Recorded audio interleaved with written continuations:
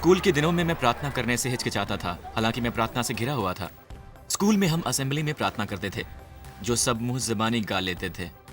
पर ईमानदारी से कहूँ, हम में से किसी को अंदाजा नहीं था कि हम किस बारे में प्रार्थना कर रहे हैं। घर पर मेरा परिवार हर बात के लिए प्रार्थना करता था। लेगो का कोई टुकड़ा खो गया, पार्किंग की जगह के लिए, खाने के समय, बस ब्रेकफास्ट पर नहीं। मुझे नहीं पता क्यों, मुझे सचमुच नहीं पता कि क्यों। मैंने सोचा शायद परमेश्वर जल्दी ना उठते हों। केवल एक ही समय में प्रार्थना करना चुनता था, जब मैं मुसीबत में होता था या जब मुझे मदद की जरूरत होती थी।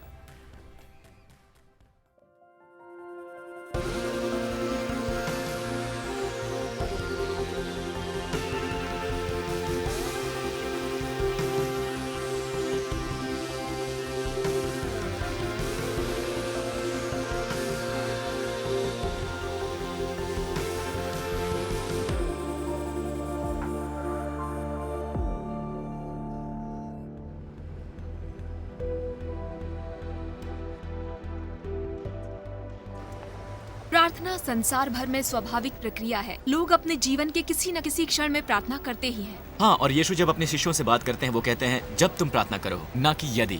तो वो एक तरह से मान लेते हैं कि सब प्रार्थना करेंगे। हम इस बारे में सोचें कि यदि यीशु मौजूद हैं और हमें अपने साथ रिश्ता रखने के लिए बनाया है, तब उनके साथ बात करना संसार में सबसे स्वाभाविक बात है। हाँ, और हमारे सारे रिश्ते संपर्क पर आधारित हैं। जब लोग सीख लेते हैं कि कैसे अच्छे से संपर्क साधना है, फिर उनके रिश्ते बढ़ते हैं और पनपते हैं।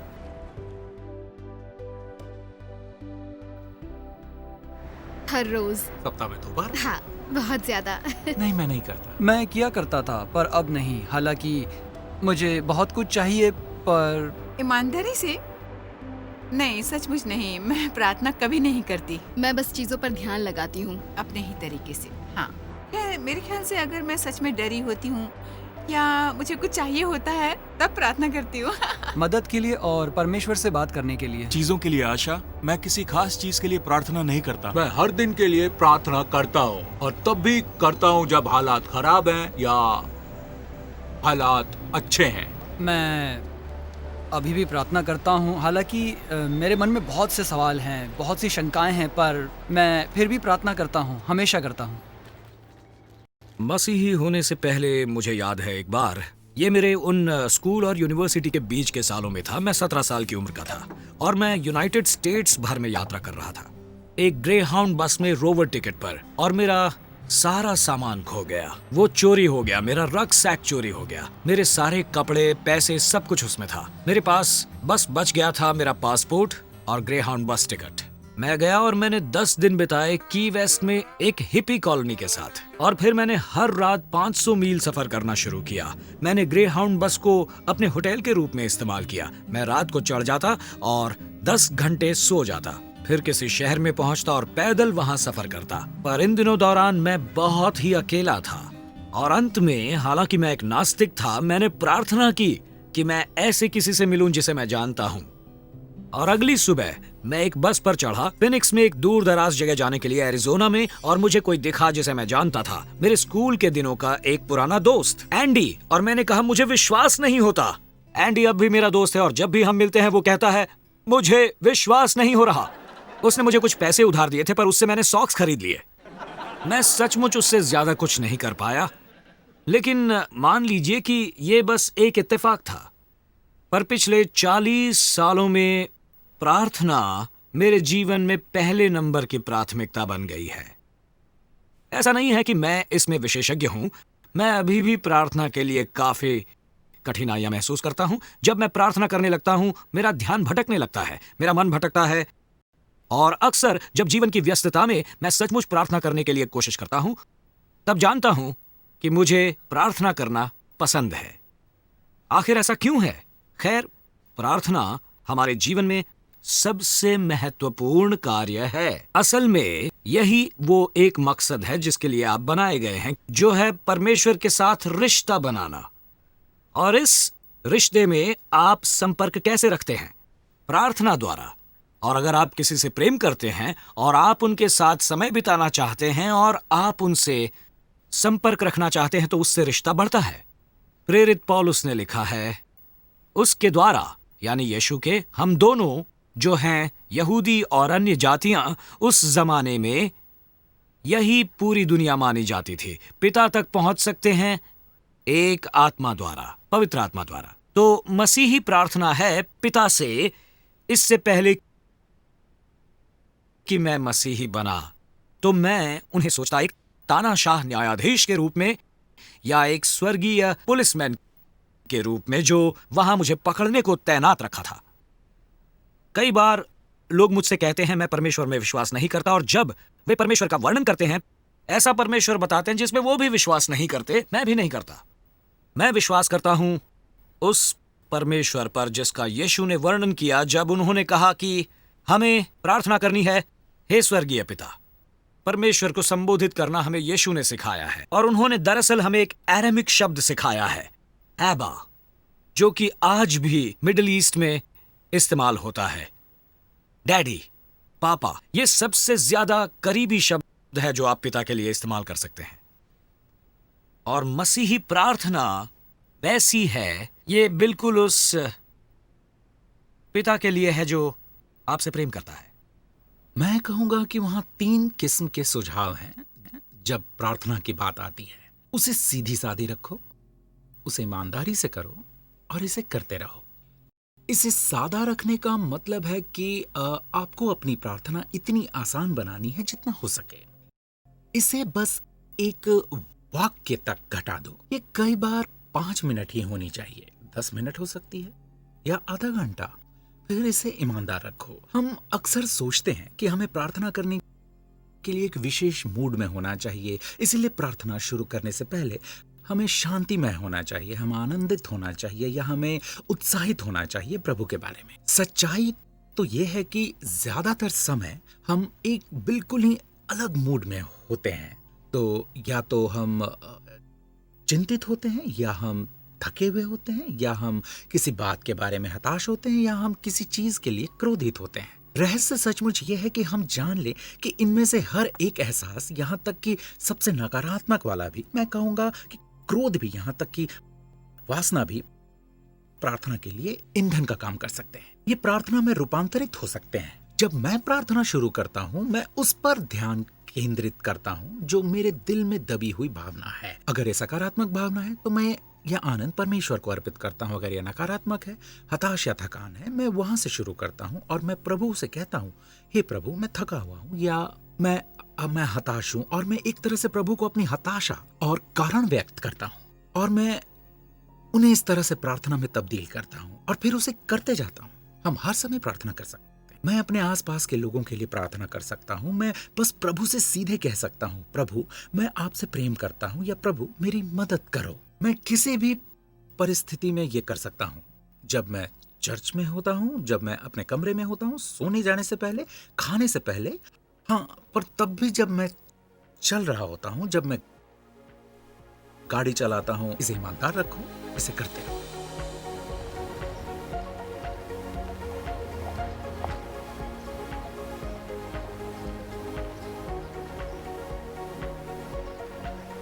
यीशु हमसे कहते हैं कि हम स्वर्ग में अपने पिता से प्रार्थना करें।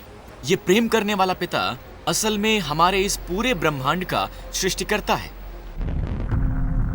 और ब्रह्मांड बहुत ही बड़ा है। सूरज, जो धरती से 93 मिलियन मील दूर है, इतना बड़ा है कि उसमें 9,60,000 धरतियां समा जाएं। क्या आप जानते हैं कि सूर्य हमारी आकाश गंगा में 300 बिलियन सितारों में से एक है। हमारी आकाश गंगा 100 बिलियन आकाश गंगाओं में से एक है। धरती के सागर तट पर रेत के एक कण के मुकाबले वहाँ 1 मिलियन सितारे हैं। उत्पत्ति की पुस्तक में बस यूं ही एक पंक्ति लिखती, लेखक कहता है, उसने सितारे भी बनाए, बस यूं ही पूरी सृष्टि रचती। हम सृष्टि के सर्जनहार से प्रार्थना करते हैं, वो सर्वश्रेष्ठ है, समय से परे, फिर भी साथ साथ वो आसन्न है। प्रार्थना होती है पिता से, सर्जनहारा और पालनहारा हर चीज का, पर यह पुत्र के जरिए भी है। क्रूस पर यीशु की मृत्यु द्वारा वो विभाजन, वो पाप की बाधा हटा दी गई और परमेश्वर तक पहुंच प्राप्त हुई है। ये पुत्र यीशु के जरिए ही हमें पिता परमेश्वर तक पहुंच प्राप्त हुई है। अमेरिकन सिविल वॉर में यूनियन आर्मी के लिए लड़ते हुए एक नौजवान सैनिक ने उस लड़ाई में अपना पिता और भाई दोनों को खो दिया। उसे अपने परिवार, अपने घर लौटने की जरूरत थी और अपनी बहन की, अपनी बूढ़ी माँ की मदद करने की जरूरत थी। तो वो वॉशिंगटन DC गया ताकि वो प्रेसिडेंट से अपनी मिलिट्री सर्विस से छूट मांग सके। जब वो वॉशिंगटन गया, वो सीधे व्हाइट हाउस के दरवाजे पर गया और प्रेसिडेंट से सीधे बात करने की मांग की। एक नौजवान अधिकारी ने उससे कहा कि तुम प्रेसिडेंट से नहीं मिल सकते, वो बहुत बिजी हैं, तुमसे बात नहीं कर सकते। वापस जाओ और लड़ो जैसा तुम्हें करना चाहिए। तो वो नौजवान सिपाही व्हाइट हाउस से निकला। उसे पता नहीं था कि वो अपने परिवार को ये बुरी खबर कैसे सुनाए। वो एक पार्क के बेंच पर बैठा था जब एक छोटा लड़का उसके पास आया और उसने कहा, तुम इतने नाखुश क्यों हो, क्या बात है? सिपाही ने उस लड़के की ओर देखा और उससे दिल की सारी बात बताई। उसने बताया कि उसके पिता और भाई जंग में मारे गए हैं, वो अपने परिवार में अब एकमात्र मर्द रह गया है। उसे सख्त जरूरत है कि वो वापस अपने फार्म पर लौटे और केवल एक ही व्यक्ति ये संभव कर सकते थे और वो थे स्वयं प्रेसिडेंट। उस छोटे बालक ने सिर्फ इतना ही कहा, मेरे साथ आओ। उसका हाथ पकड़कर वो बालक उस सिपाही को वापस व्हाइट हाउस के गिर्द ले गया। वो पिछले दरवाजे से अंदर आए, पहरेदारों और जनरल्स को पीछे छोड़ते हुए, सारे अधिकारियों से गुजरते हुए वो प्रेसिडेंट के सामने थे। उस बच्चे ने दरवाजा भी नहीं खटखटाया। उसने दरवाजा खोला और अंदर चला गया। वहां अपने डेस्क के पीछे खड़े थे युद्ध की योजनाओं का अध्ययन करते सेक्रेटरी ऑफ स्टेट के साथ प्रेसिडेंट अब्राहम लिंकन। प्रेसिडेंट ने ऊपर देखा और कहा कि ओह, मैं तुम्हारे लिए क्या कर सकता हूं टैड? उस नन्हे बालक ने कहा, पिताजी, इस आदमी को आपसे बात करनी है। हमारे पिता वो हमें आमंत्रित कर रहे हैं कि हम उनसे रिश्ते में भागीदार बने, जो रिश्ता अटूट है। न केवल हम यीशु के जरिए पिता से प्रार्थना करते हैं, पर हम पवित्र आत्मा द्वारा ये करते हैं। रोमियो 8:26 में पौलुस कहते हैं, इसी तरह आत्मा भी दुर्बलता से हमारी सहायता करता है, क्योंकि हम नहीं जानते कि प्रार्थना किस रीति से करना चाहिए, परंतु आत्मा आप भी हमारे लिए विनती करता है। कई बार लोग कहते हैं, पता नहीं मैं कैसे शुरू करूं। पर जब आप यीशु को अपने जीवन में आमंत्रित करते हैं, वो अंदर आते हैं आत्मा द्वारा, फिर वो आपके साथ रहते हैं और जब आप प्रार्थना करते हैं, वो प्रार्थना करने में आपकी मदद करता है। वहां फल मिलते हैं प्रार्थना करने के। यीशु ने कहा है, जब तुम प्रार्थना करो, अपने कमरे में जाओ, दरवाजा बंद करो, अपने पिता से प्रार्थना करो जो स्वर्ग में है, फिर आपका पिता जो देखता है कि गुप्त में क्या हुआ, तुम्हें फल देगा।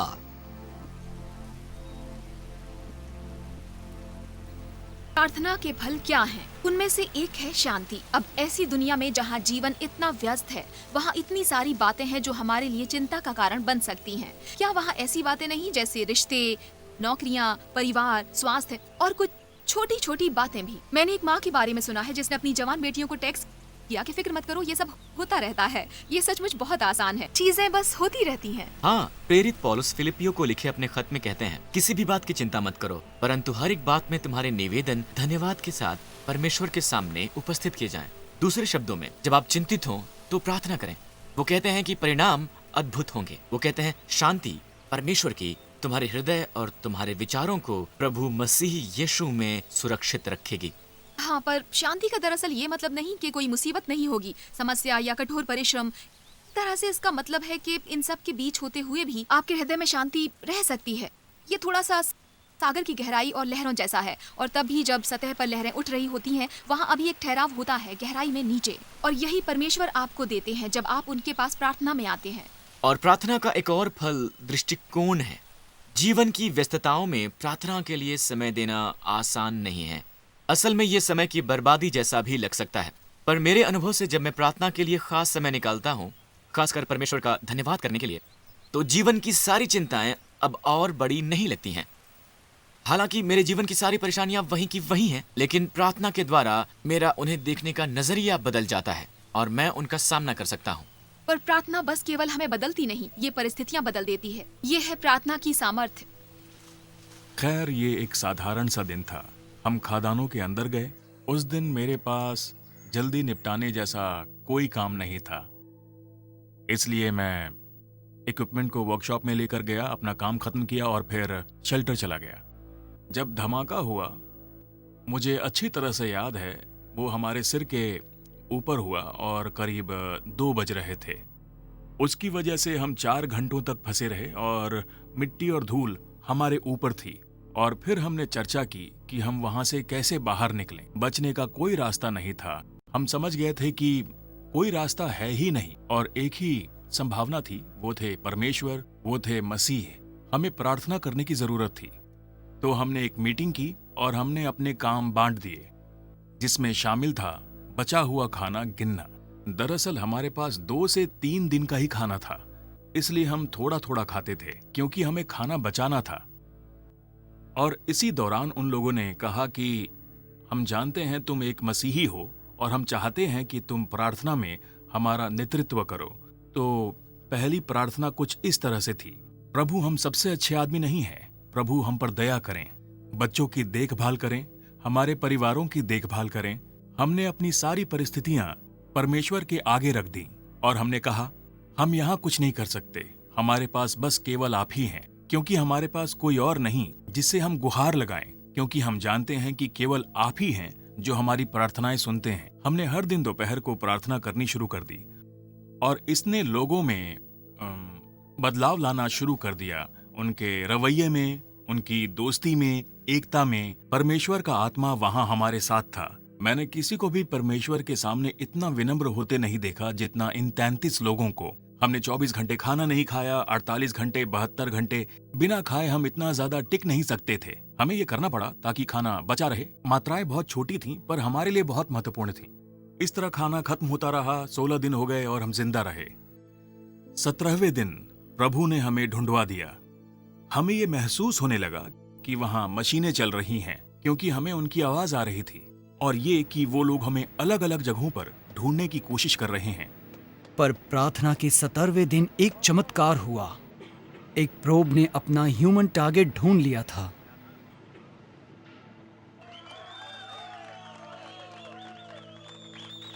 और एक साधारण सा नोट ये सबूत कि हम सब जिंदा थे।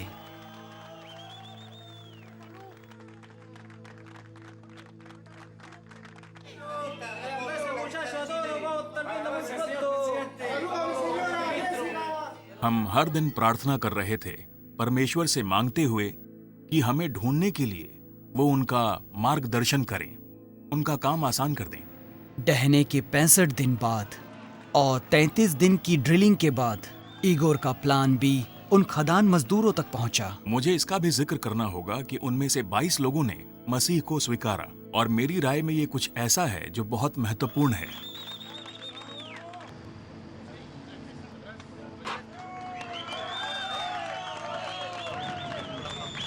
जब सभी लोग जाने लगे तो मुझे उन्हें प्रार्थना करने के लिए बुलाना पड़ा, और मैंने उनसे कहा कोई नहीं जाएगा जब तक हम प्रभु को धन्यवाद नहीं कह देते, और सबने वैसा ही किया। अंतिम माइनर को ऊपर की तरफ उठा लिया गया। यही वो पल था। बचाव कार्य समाप्त हो गया था।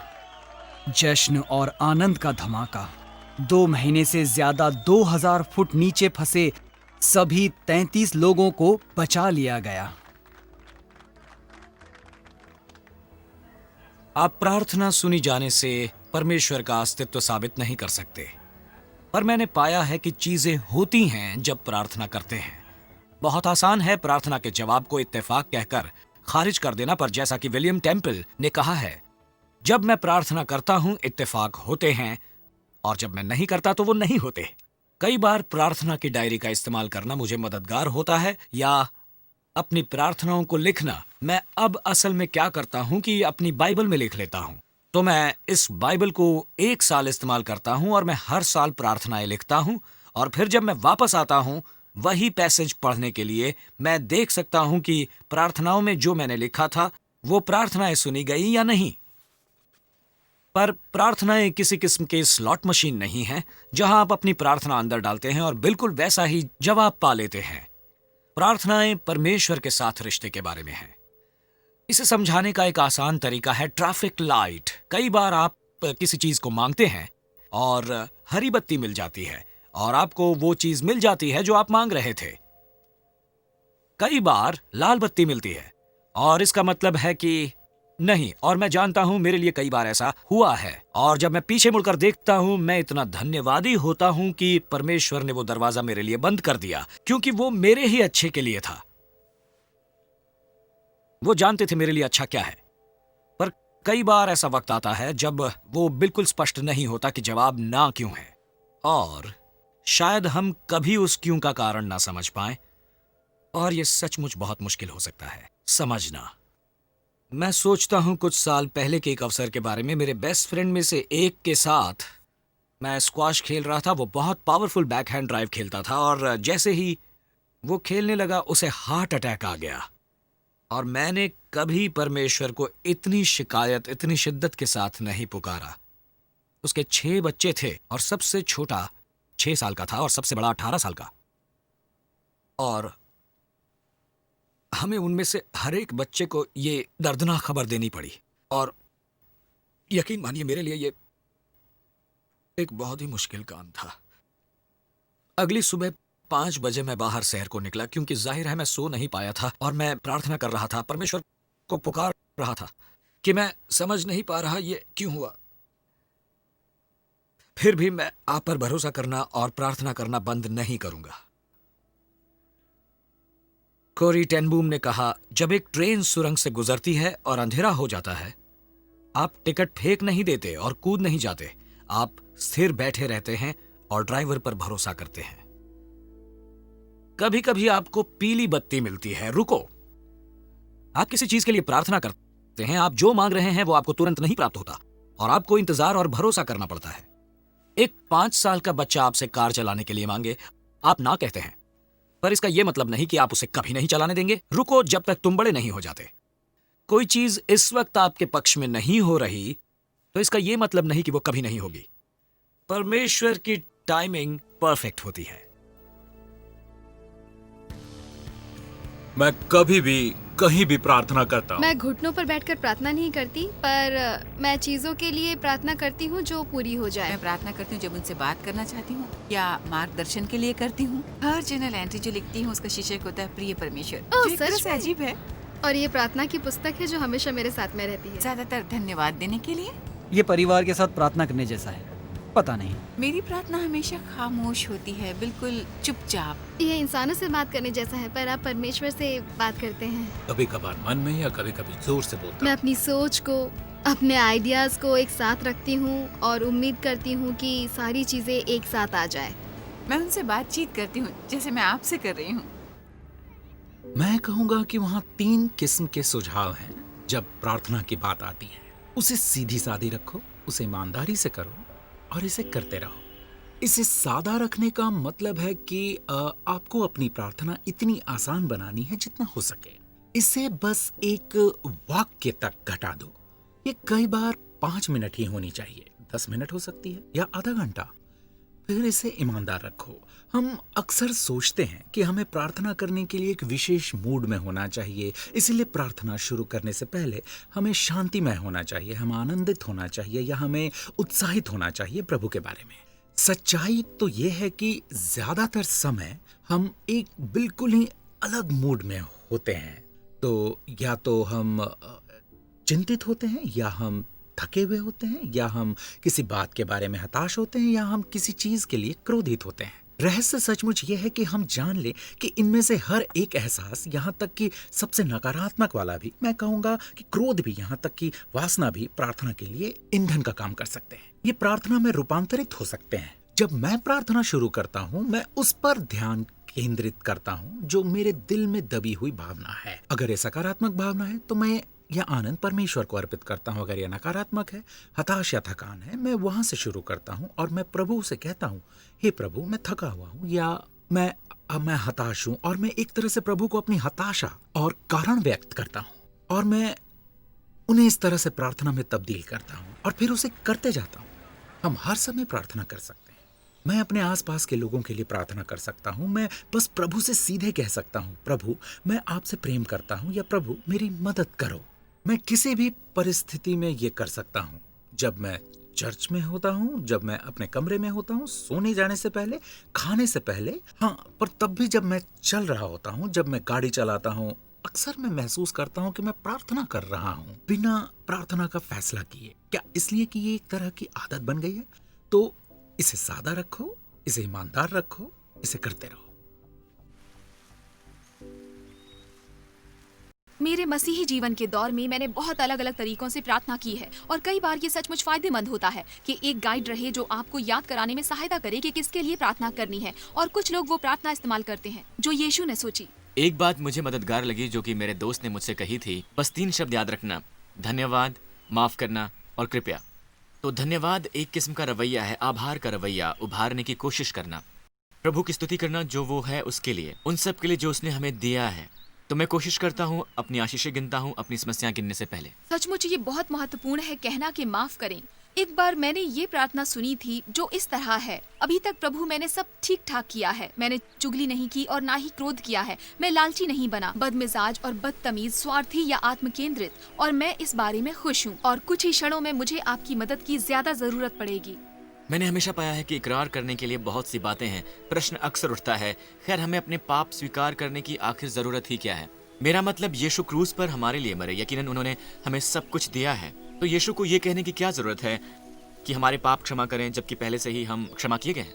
और यीशु जाते जाते हमसे ये सब कह गए हैं। यीशु के क्रूस पर चढ़ाए जाने से पहले की रात वो अपने चेलों के साथ खाना खा रहे थे और उसके बाद उन्होंने एक तौलिया लिया और वो अपने शिष्यों के पांव धोने लगे। जब वो पतरस के पांव धोने आए तो उसने कहा, नहीं नहीं प्रभु, मेरे पांव ना धोएं। और यीशु ने कहा, जब तक मैं तेरे पांव ना धो लूं तू मेरा भाग नहीं होगा। तो पतरस इसके उत्तर में कहता है, खैर तो फिर तू मेरा पूरा शरीर ही धो दे। और यीशु कहते हैं, नहीं नहीं, तुम्हें अपना पूरा शरीर धोने की जरूरत नहीं है। एक व्यक्ति जो नहा चुका है उसे फिर स्नान की जरूरत नहीं है, तुम्हें बस अपने पांव धोने की जरूरत है। तो जब आप मसीह के पास आते हैं आपका पूरा शरीर धुल जाता है, आपका अतीत, आपका वर्तमान, आपका भविष्य पूरी तरह क्षमा किया गया। पर वो दिन बीतने के साथ हम एक तरह से अपने पांव गंदे कर लेते हैं। तो एक मसीही बनने के लिए सब कुछ वैसे ही करने की जरूरत नहीं है, जरूरत है बस प्रतिदिन की सफाई करने की। और अंत में अच्छा होता है प्लीज कहना। यीशु ने अपने चेलों को प्रार्थना करनी सिखाई, हमारे प्रतिदिन की रोटी आज हमें दें। इसीलिए दूसरों के लिए प्रार्थना करना और स्वयं के लिए प्रार्थना करना, और कोई बात भी जो आपको परेशान कर रही है, परमेश्वर से मांगने के लिए बड़ी बात है। और आप किसी भी समय प्रार्थना कर सकते हैं, किसी भी जगह। मुझे याद है सबसे पहली बार मैंने किसी और के साथ प्रार्थना की, ये दो सबसे करीबी दोस्तों के साथ, मिकी और सिलाली। मुझे मसीही बने 2-3 हफ्ते ही हुए थे। मैं उनके साथ छुट्टियां मना रहा था और मेरे ख्याल से सिला ने सुझाव दिया कि चलो प्रार्थना करते हैं। तो हमने शायद 2 मिनट तक प्रार्थना की, बहुत लंबे लंबे विराम और गैप्स के साथ, और उसके अंत तक मेरी कमीज से पसीना बह रहा था। मैं इतना नर्वस था पहली बार जाहिर में प्रार्थना करने पर, लेकिन वो एक बहुत ही अद्भुत अनुभव था। पर इतने सालों के बाद मैंने पाया है कि प्रार्थना करना वाकई अद्भुत है, और ये भी कि परमेश्वर प्रार्थनाओं का जवाब देते हैं। प्रार्थना ने वाकई मेरी मदद की है परमेश्वर से रिश्ता जोड़ने में। आप आज ही शुरुआत कर सकते हैं, बल्कि आप वो अभी कर सकते हैं। आओ प्रार्थना करें। पिता, आपका धन्यवाद कि आप हमारे स्वर्गीय पिता हैं और आप हमसे प्रेम करते हैं, और आप चाहते हैं कि जैसे हम आपकी प्रार्थना करें आपको और अच्छी तरह समझें। मुझे यीशु मसीह के नाम में प्रार्थना करने में मेरी मदद करो। आमीन।